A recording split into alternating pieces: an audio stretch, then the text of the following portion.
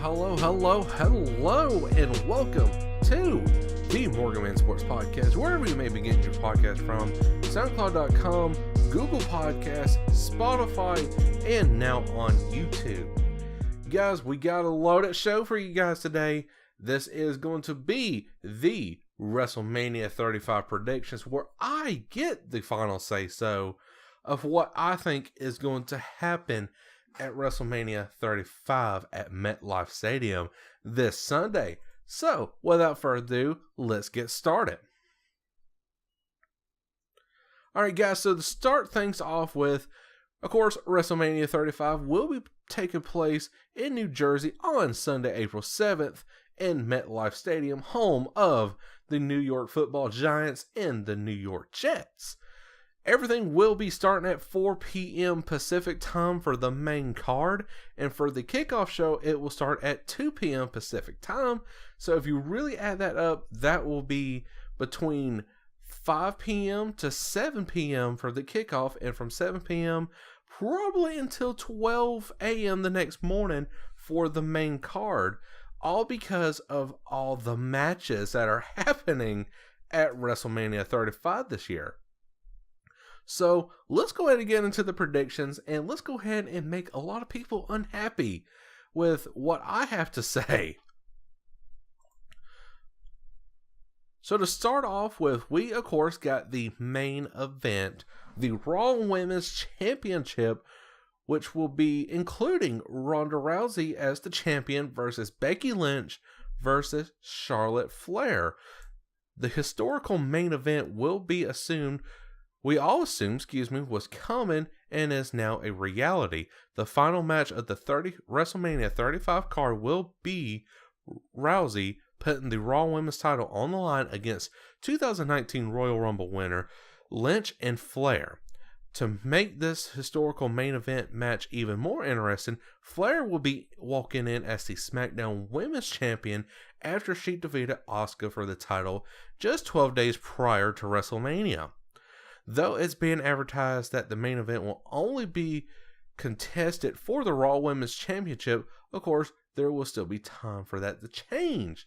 But of course, I've already made my predictions, preview for Raw and SmackDown, and of course, that is going to happen because we're going to try to unify the titles, and unifying the titles, or heck, having that one person have both titles and defend on both brands, that will be great. But honestly, I think going to a jointed title is the right move that WWE needs to head to.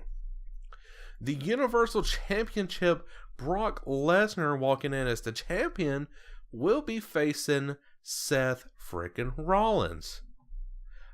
For this one right here, of course, Seth Rollins is your 2019 Men's Royal Rumble winner, and for him to go into Suplex City and burn down the entire city is going to be phenomenal, because I have Seth Rollins winning over Brock Lesnar, but then of course having Roman Reigns come out and turn heel on Seth Rollins to then now claim the championship that he never lost. And going back, guys, I was just informed that I did not mention anything about who I think is going to win at WrestleMania 35 for the main event. And I am actually having Becky Lynch win both the Raw and the SmackDown Women's Championship in that match in fashionable style. Actually making Charlotte Flair tap out to the armbar or armbreaker. I think it's the armbreaker for Becky Lynch. Next up is the WWE Championship. Daniel Bryan will be walking in as the champion versus Kofi Kingston, who is more deserving than anybody else to go in and face Daniel Bryan. Now, this is where I'm going to really make a lot of people mad, but I say Daniel Bryan is going to win at WrestleMania. Oh my gosh. Oh my goodness. I really need a freaking tornado siren going off right now in this. part of the segment of the podcast. But yes, Daniel Bryan wins over Kofi Kingston. Just, oh my goodness, you know, a lot of people are getting, you know, tweeting at me on Twitter, and I could just already see it. But the reason why I say Daniel Bryan needs to win at WrestleMania is for the only fact because not only has he held the championship for so little time, but there needs to be more opponents than Kofi Kingston after this. And people are still speculating that The Miz can still have content with the WWE Championship. So what we need is, of course, Daniel Bryan to win at WrestleMania on the grandest stage of them all. But then after that, you know, have The Miz go into, say, a Money in the Bank or a SummerSlam for that matter, and beat Daniel Bryan for the WWE Championship, and then The Miz holds on to it until the next WrestleMania, which will be WrestleMania 36 at Raymond James Stadium in Tampa Bay, Florida. So, again, sorry if I made a lot of people mad, but Daniel Bryan will walk out of the arena at MetLife Stadium as your WWE Champion. I hope I'm wrong, but then there again, it just needs to flow like that because The Miz still needs that title, and people are still speculating that he will get it this year. So we have to wait and see what happens at WrestleMania, because if Kofi wins, it still could be a possibility, but you can't have two baby faces facing each other because then, you know, everybody's cheering for him. So you can't have that. Roman Reigns versus Drew McIntyre. So going back to what I said about Roman Reigns, he is going to turn heel after he loses to Drew McIntyre. Yes, that's right, guys. I am saying Drew McIntyre will, in fact, win over Roman Reigns. Roman Reigns won't be the same guy that he was before he relinquished the Universal title because of the leukemia. And like I said, I just have him going up to Seth Rollins, hugging him like, you know, bro, I'm so proud of you and everything. And he walks away slowly, and Seth, you know, looks at that WrestleMania sign, and like, I did it, baby, and then turn around and then spare, like that. I could just hear Corey Graves and Michael Cole just going crazy whenever Roman Reigns spears Seth Rollins after beating Brock Lesnar. Next up, we have AJ Styles going up against Randy Orton.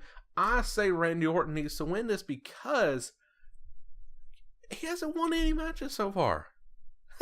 Like, I mean, he's now in this like just gimmick where he just shows up out of nowhere, and anytime that he does show up and for like an actual match, he's losing it.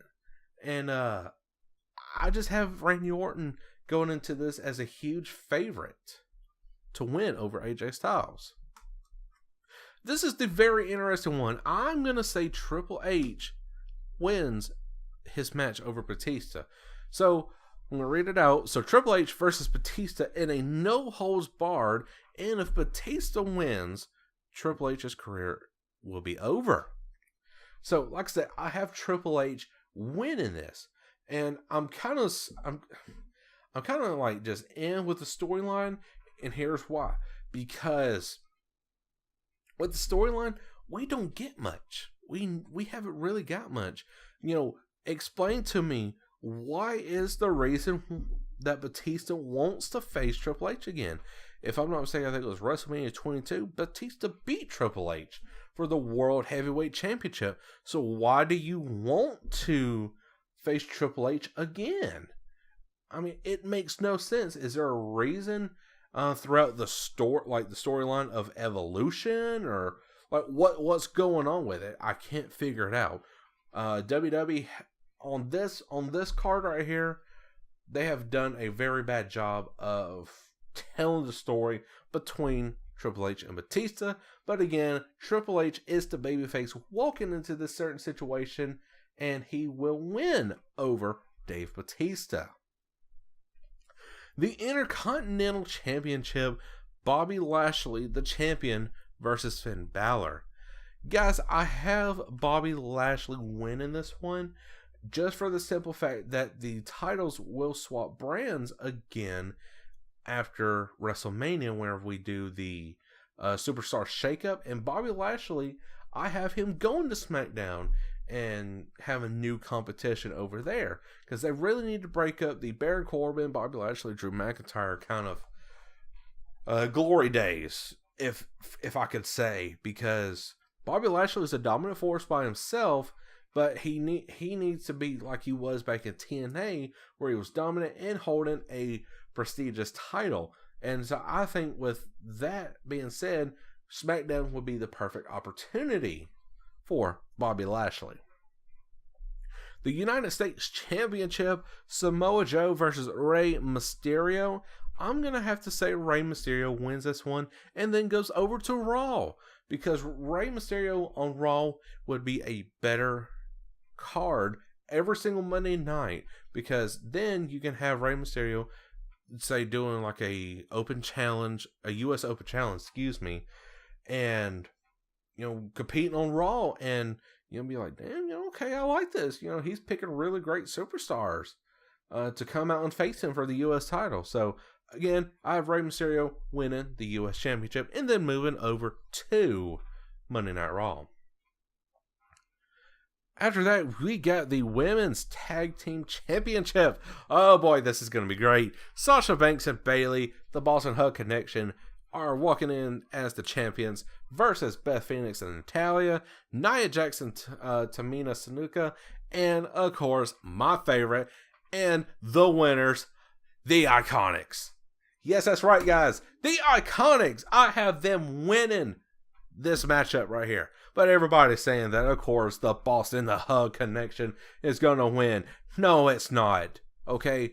The Sasha and Bayley's time is just up and over. I don't like how this has played out. You went from freaking feuding from last year's Elimination Chamber all the way through most of this 2018 going into 2019, and then you had your friendship, whatever that was, consultation, and then all of a sudden you're tag team champions.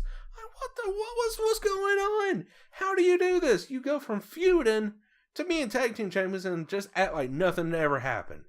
I don't like that.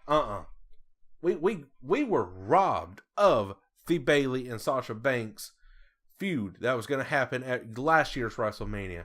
We were robbed of it, and rightfully so. I think they should drop the titles to the Iconics and start that feud up for Backlash. That's what I think. And of course, Beth Phoenix and Natalya, like, what? Why are you here? Why in the world are you here in this match? Nia Jax and Tamina Snuka is just like, what? You know, bullies going into this match. You know, you really don't have that much, charisma going on for yourself. Tamina, she's like, oh, I'm Tamina. Nia Jax, oh, I just broke Becky's face. That's all she could say. I broke Becky's face. I mean, my God. Just go off Monday Night Raw already. Go on, friggin' NXT. Start a new character gimmick or something. My God, I just do not like Nia and Tamina. I mean, Tamina, she, like I said, she's just there. Just there. And the Iconics, I love the hell out of them.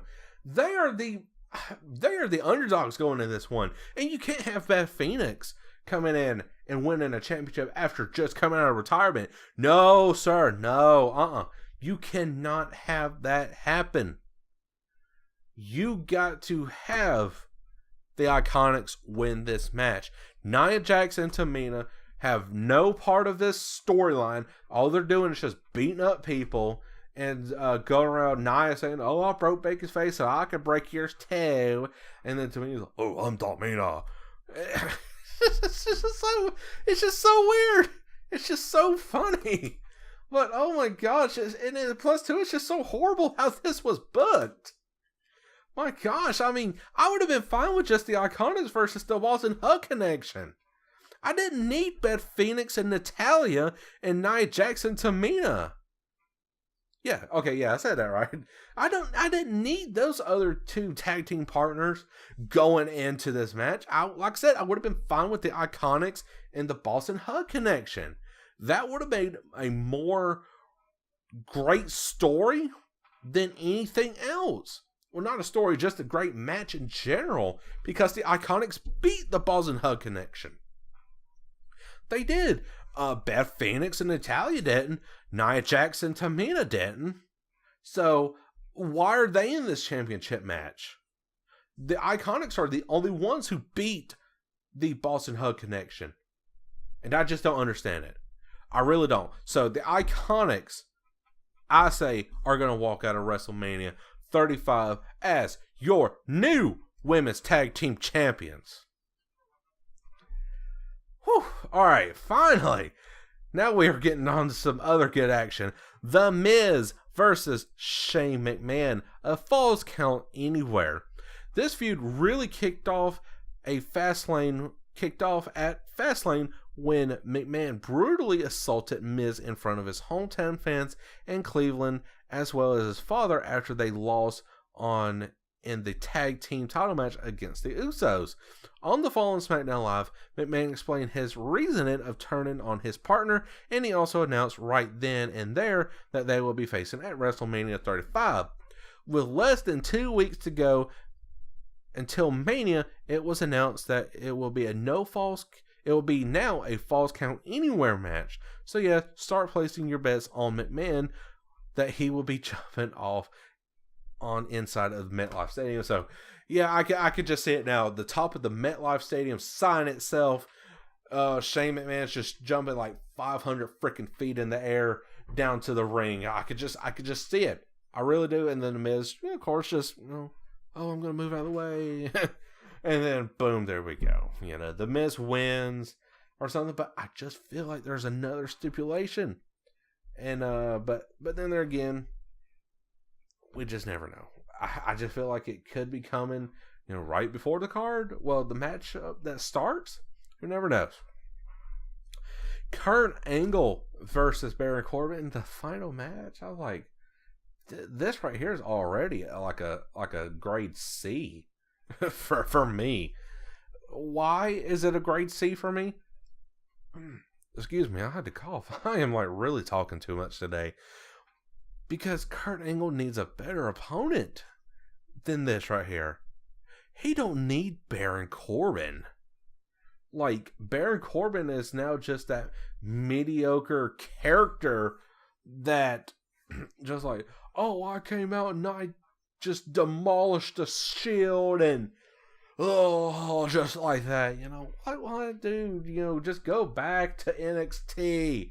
Oh my gosh, no one likes you no more. You were a dominant force when you had your long hair. But now since you're Scotty McBaldy here, that you just ain't relevant no more now. But I think personally what's going to happen, Kurt Angle is going to beat Baron Corbin, but Baron Corbin at WrestleMania, and then Kurt Angle's like, no, that was just too quick. I need a worthy opponent. And then you're John Cena's theme song, and then you know what? You have your 2002 nostalgia back. And then finally, Kurt Angle beats John Cena in this farewell match. I do believe this is going to be on the kickoff show right here, and that will be the Cruiserweight Championship. Buddy Murphy versus Tony Nese, if I'm pronouncing that right. Oh, man. But anyways, guys, so the Cruiserweight Championship, Buddy Murphy versus Tony Nese.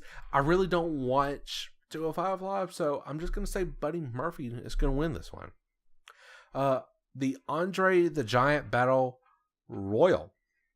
The annual men's battle royal will be making its return to the WrestleMania card for the 6th consecutive year, though emerging victorious in the match hasn't really translated too much for the winner in its short history.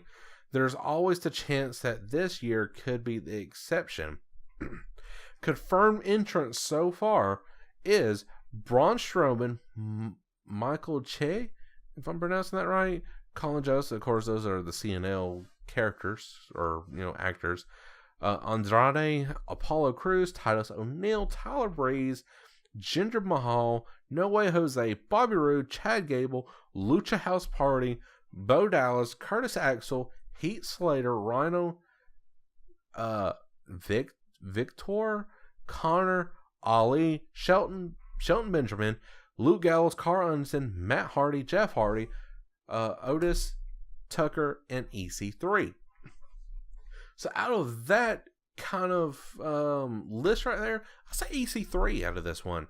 EC3 needs that big push, and I think this could be the opportunity where he wins the Andre Giant Battle Royal, and then all of a sudden you see him in a title picture somewhere. Maybe the US, maybe the Intercontinental. Who knows? Finally, now we are on to the Women's Battle Royal.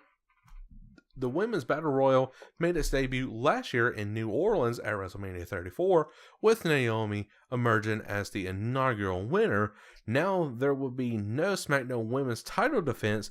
The match will make its return to the WrestleMania card with a slew of women set to take part. Confirmed entrants will be, of course, Asuka, who lost the SmackDown Women's Championship, Carmella, Naomi, Lana, Mandy Rose, Sonya Deville, Nikki Cross, Dana Brooke, Ruby Riott, Liv Morgan, Sarah Logan, Mickie James, and Zelina Vega. Out of that right there, guys, I'm going to say Asuka is going to win this because, she kind of just relinquished the title kind of sort of to Charlotte Flair. And so in return, hey, since you gave up the title to Charlotte, I'll tell you what, we'll give you the winning spot for the Women's Battle Royal. Next up to follow, guys, is, of course, the SmackDown Tag Team Championship. The Usos will be facing Shinsuke Nakamura and Rusev in the Bar. In this one, I'm going to say that the Bar is going to win this one. Why do I say that? Because the Usos has faced everybody on SmackDown Live. They are the most dominant tag team in WWE history. I mean, yes, there are multiple time champions, but at the same time, they've had brutal matches. Oh my God, I love the match of the year was whenever they had the Usos versus the New Day. Oh my God, in the Hell in a Cell match at the Hell in a Cell pay-per-view. That was just monstrous, dude. It was very monstrous, and I loved it. And I loved how the Usos came out victorious in it. But that they're unstoppable on SmackDown, so they need new opponents. So you have them losing the championships on the SmackDown side of things, and then Superstar Shakeup. Hey, the Usos are coming to Raw. Watch out, because the Uso Penitentiary is going to be locked down. I loved it. I love it. Love it, love it, love it. Oh, man, but guys, that is all the time I have for today. I sure hope you did enjoy today's podcast. Again, I'm sorry if I made a lot of people mad, but, Daniel Bryan's going to win the match at WrestleMania. I hope I'm wrong, but then again, I hope I'm right. So, who knows? And again, shout out to my friend Ben if he's listening to his podcast. I'm definitely going to tell him about it because I, got a little excited about the Iconics in this certain matchup. But today's podcast, guys, definitely is a good one. I cannot wait for WrestleMania. I'm planning on staying up all night to watch the full thing because I don't want to miss the first ever women's main event for WrestleMania. I really don't. It's a historical event that's going to take place, and I want to be a part of it. I really do. So, guys, let me go rest my throat now because of all the excitement that has been happening in this podcast. And so, yeah. So, guys, sure hope you did enjoy. And if you did, make sure to hit that like button on both SoundCloud, Spotify, Google, and, of course, on YouTube. Till then, guys, I, Cole Morgan, will catch you